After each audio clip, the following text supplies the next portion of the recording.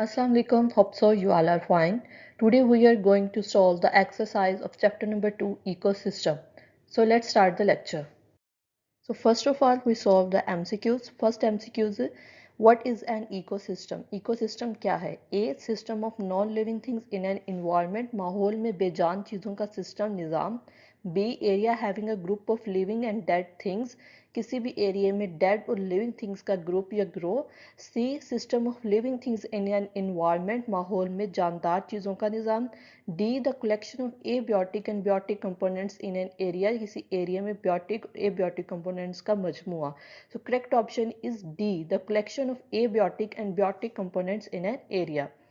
Second MCQs is all the biotic components are, तमाम biotic components होते हैं. ए animals, B producer, C living things, D non-living things. So biotic components are related to living things. So correct option is C living things. Third MCQs है food chain. A begins at a producer, producer से start होती है. B begins at a consumer, consumer से start होती है. C begins at a decomposer, decomposer से start होती है. डी एंड्स एट प्रोड्यूसर, ये प्रोड्यूसर पे एंड होती है. And every food chain begins at a producer. A option is correct. Fourth MCQs है for the conservation of ecosystem, ecosystem की conservation के लिए, प्रोटेक्शन के लिए. A forests are being cut, जंगलात की कटाई होनी चाहिए. B roads are being build, सड़कें बनानी चाहिए. C tree plantation is being done, ये दरख्त लगाने चाहिए. D factories are being installed, या फैक्ट्रियाँ लगानी चाहिए. So correct option is C tree plantation is being done for the conservation of ecosystem. Fifth MCQs है fungus is an example of. A producer, B consumer, C decomposer, D none of them. Fungus एक ऐसा living thing है जो dead animals और plants को break down करता है simple components के में अपने फूड के लिए, और ऐसे लिविंग थिंग्स को डीकम्पोजर कहते हैं. So correct option is C decomposer. Next अब शॉर्ट क्वेश्चन दिए हुए हैं. First question is define environment, माहौल को, इन्वायरमेंट को डिफाइन करें. And answer is all the living and non living things around us is called environment. हमारे इर्द गिर्द जितनी भी लिविंग और नॉन लिविंग थिंग्स हैं वो मिलकर हमारा इन्वायरमेंट बनाती हैं. Next question is write the names of 3 biotic and abiotic components of an ecosystem, ecosystem के 3 बियोटिक और एबियोटिक कंपोनेंट्स के नाम लिखें. And answer is the 3 abiotic components and water, air and light, ये 3 एबियोटिक कंपोनेंट्स हैं. And the 3 biotic components are producer, consumer and decomposer, ये 3 biotic components हैं. Question number 3 is draw a simple food chain, एक simple food chain draw करनी है. And answer is plants, grasshopper, rat and owl, ये एक simple food chain है. Next question is if the food resources are increase, अगर food resources increase हो जाती हैं तो what will be the effect on the population of predator, तो predator शिकारी की पॉपुलेशन पर क्या अफेक्ट होगा. And answer is if the food resources are increase, अगर खुराक के जराए इंक्रीज होते हैं the population of predator will be increase, the predator की पॉपुलेशन भी इंक्रीज होगी.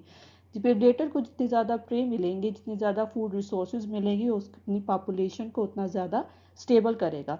Question number 5 is write 2 human activities which are affecting the ecosystem, 2 human activities लिखें जो इकोसिस्टम को अफेक्ट करती हैं. And answer is first one is deforestation, deforestation means cutting of forest, जंगलात की कटाई. And second one is over hunting of animals, जानवरों का बेजा शिकार. नेक्स्ट एक कंस्ट्रक्टेड रिस्पॉन्स क्वेश्चन है. What is the relationship between biodiversity and competition among living things in a balanced ecosystem? एक बैलेंस्ड इकोसिस्टम में बायोडाइवर्सिटी और कंपटीशन के दरमियान क्या रिलेशनशिप होता है. And answer is biodiversity has various ecosystem, biodiversity में मुख्तलिफ किस्म के इकोसिस्टम होते हैं. And provides different resources of food for living things, और ये इकोसिस्टम लिविंग थिंग्स को फूड की डिफरेंट रिसोर्सेज भी प्रोवाइड करती हैं. All the organisms in an ecosystem depend on limited resources that are provided by this area. अब उस area में मौजूद वो लिमिटेड रिसोर्सेज पर तमाम ऑर्गेनिजम्स डिपेंड कर रहे होते हैं. The limited resources in an ecosystem compel the organisms to compete for these resources. Ecosystem में मौजूद वो लिमिटेड जो महदूद ज़राए ऑर्गेनिजम्स को कंपेल करते हैं, मीन्स फोर्स करते हैं कि वो उन रिसोर्सेज के लिए compete करें. This is known as competition, और ये कंपटीशन कहलाता है. And this is the relationship between biodiversity and competition. Next investigate questions दिए हुए हैं. पहले हम पैराग्राफ रीड कर लेते हैं. The ostrich are the largest and heaviest birds. Ostrich जो है वो लार्जेस्ट और हैवीएस्ट बर्ड्स हैं, but they can not fly, लेकिन ये फ्लाई नहीं कर सकते। To escape from the predator, अपने प्रीडेटर शिकारी से बचने के लिए, they fight with their strong paws, अपने स्ट्रॉन्ग पंजों से फाइट करते हैं, और run away with the speed of 70 kilometre per hour, जो 70 किलोमीटर पर आवर की स्पीड से दौड़ते हैं। The light brown coloured female lays egg, जो लाइट ब्राउन कलर्ड फीमेल होती है वो अंडे देती है। The female sits on eggs at the day time, female जो होती है वो दिन के टाइम में अंडों पर बैठती है। Where is the black coloured male warm them at night, जबकि जो ब्लैक कलर्ड मेल होता है वो रात के टाइम में अंडों को वार्म करता है।